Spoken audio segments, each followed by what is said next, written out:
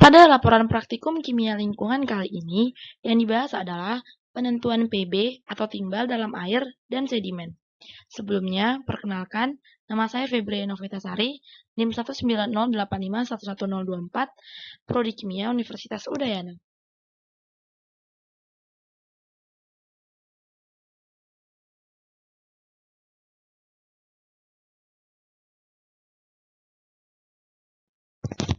Menurut literasi, air sungai saat ini banyak dimanfaatkan untuk memenuhi kebutuhan irigasi pertanian, bahan baku air, pembangkit tenaga air, perikanan, serta berbagai pemanfaatan lainnya.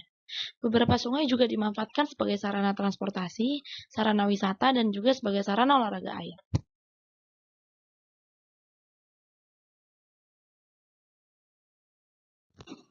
Air dapat tercemar karena proses alamiah ataupun disebabkan oleh kegiatan manusia. Sebagai sumber pencemar yang berupa logam berat, diantaranya berasal dari pertambangan, peleburan logam, dan jenis industri yang menggunakan logam.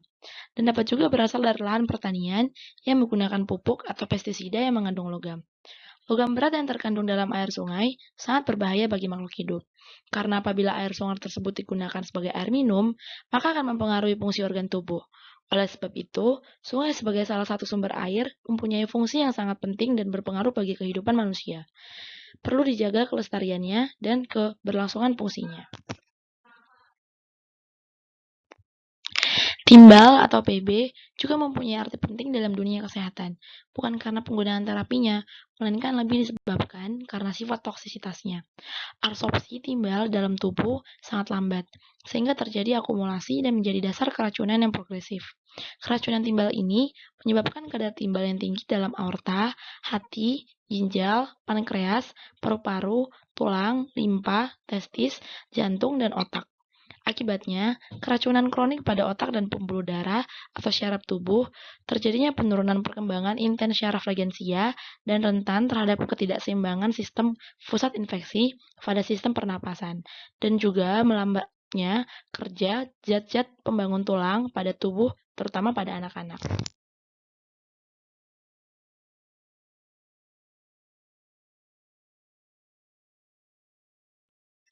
Adapun tujuan dari praktikum kali ini, yang pertama, yaitu untuk mengetahui prinsip kerja dari praktikum penentuan timbal atau PB dalam air. Yang kedua, mengetahui kandungan timbal atau PB dalam sampel air. Yang ketiga, mengetahui kualitas air berdasarkan kandungan PB dalam sampel air di beberapa lokasi sampel. Yang keempat, memahami dan mengetahui faktor-faktor yang berpengaruh dalam percobaan.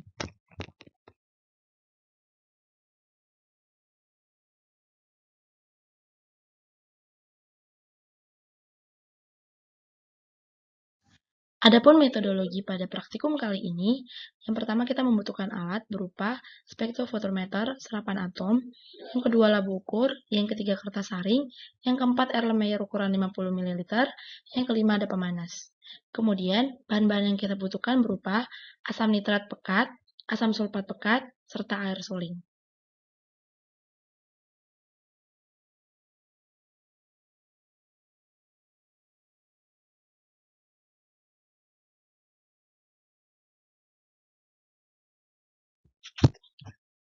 Prosedur kerja pada praktikum kali ini, yang pertama-tama penentuan PB atau timbal dalam air. Pertama-tama, diambil sampel air sebanyak 20-50 ml, ditambahkan 5 ml HNO3 pekat, dibuat larutan belangko dengan cara yang sama. Kemudian, ditimbang 0,0160 gram PB nitrat dan dilarutkan dalam massa nitrat 1% sampai volume 100 ml, sehingga diperoleh konsentrasi PB 100 mg per liter. Kemudian, disiapkan 3 buah labu ukur 100 ml dan isi masing-masing dengan 1 ml, 2 ml, dan 4 ml larutan standar PB 100 mg per liter. Kemudian, diencerkan masing-masing labu yang sudah berisi standar sampel sampai tanda batas, sehingga diperoleh konsentrasi PB 1 mg per liter, 2 mg per liter, dan 4 mg per liter. Kemudian, ukur absorbensi larutan-larutan di atas pada panjang gelombang 283,3 nanometer.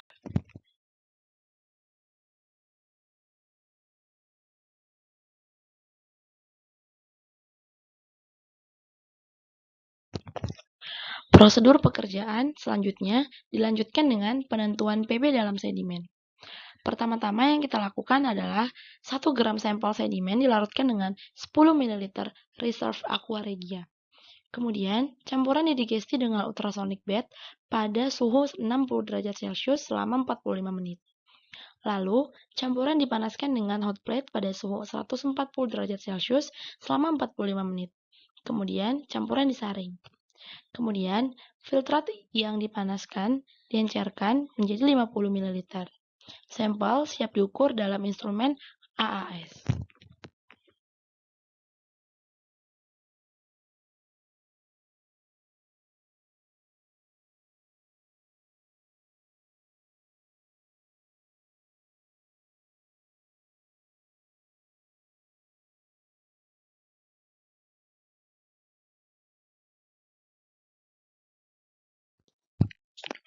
Berikut data pengamatan yang diperoleh dari larutan yang telah dibuat.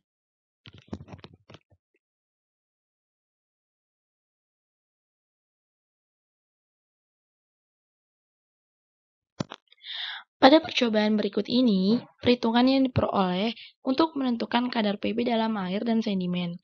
Nilai absorbansi sampel air dan sedimen yang diperoleh disubstitusikan ke persamaan regresi linear, di mana nilai Y sama dengan 0,2206X minus 0,0084 sebagai Y. Di mana pada perhitungan berikut ini diperoleh konsentrasi PB sebesar 0,4823 mg per liter. Dengan cara yang sama, diperoleh kadar PB dalam air 2 dan 3 secara berturut-turut, yaitu sebesar 0,5004 mg per liter dan 0,4415 mg per liter. Dengan nilai kadar PB rata-rata sebesar 0,4747 mg per liter. Perhitungan berikut menghasilkan kurva hubungan antara nilai konsentrasi dengan nilai absorbansi.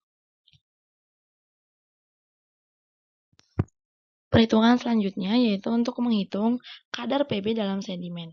Kadar PB dalam sedimen 1, 2, dan 3 secara berturut-turut yaitu sebesar 2,6718, 2,6582, 2,7488 mg per liter.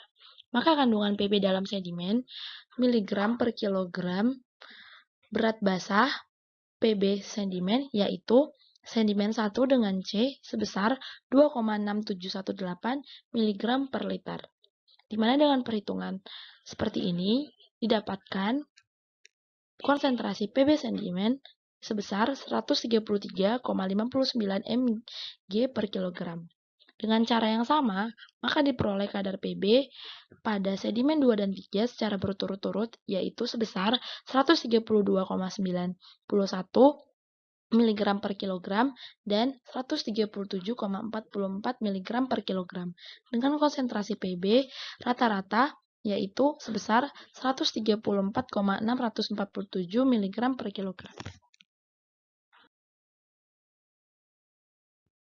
Pada perhitungan kali ini diperoleh pembahasan pada praktikum berikut ini.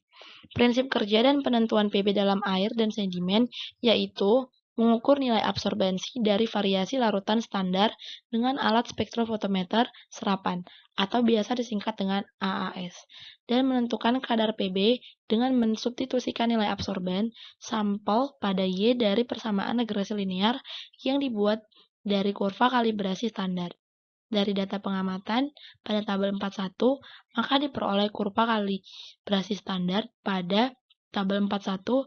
Dari tabel tersebut dapat diketahui persamaan regresi linear yaitu sebesar 0,2209x minus 0,0085 dengan nilai R2 yaitu 1, sehingga ARPB dalam sampel air 1, 2, dan 3 secara berturut-turut yaitu 0,4827 mg per liter dan 0,441 mg per liter dengan kadar PB rata-rata dalam air yaitu 0,4 dan kadar PB dalam sampel sedimen sebesar 133,61 mg per kilogram, 132,61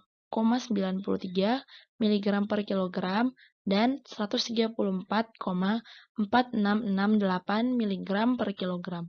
Dengan kadar Pb rata-rata dalam Pb dalam air yaitu miligram per liter. Maka, dari data tersebut menunjukkan bahwa kadar Pb pada sampel air 1, 2, dan 3 berada di atas batas maksimal, sehingga dapat dikatakan bahwa sampel tersebut telah tercemar oleh senyawa timbal.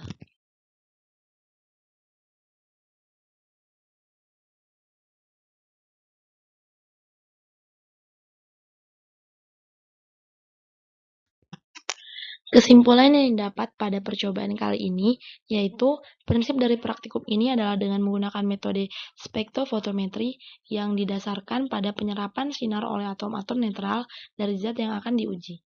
Yang kedua, kandungan timbal pada sampel air 1, 2, dan 3 secara berturut-turut yaitu 0,4821 mg per liter, 0,5502 mg per liter, dan 0,4414 mg per liter dengan kadar Pb rata-rata dalam air yaitu 0,4747 mg per liter. Kesimpulan yang ketiga yaitu kadar Pb sampel air berada di atas batas maksimal dari baku mutu yang telah ditetapkan pemerintah, sehingga dapat dikatakan bahwa sampel air tersebut telah tercemar oleh senyawa timbal. Berikutnya, faktor-faktor yang berpengaruh dalam praktikum ini adalah alam, saluran sumber air, penampungan aktivitas manusia, dan di sekitar sungai.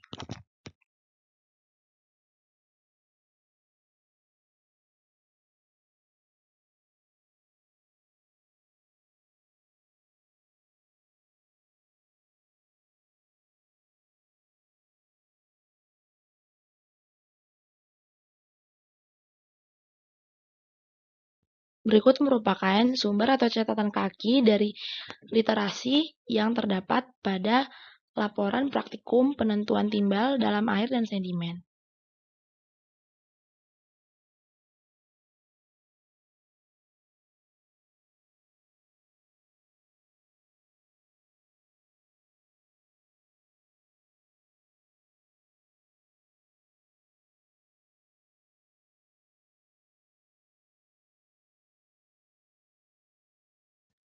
Berikut yang dapat saya sampaikan dan saya paparkan. Jika ada kesalahan kata, saya mohon maaf dan saya ucapkan terima kasih.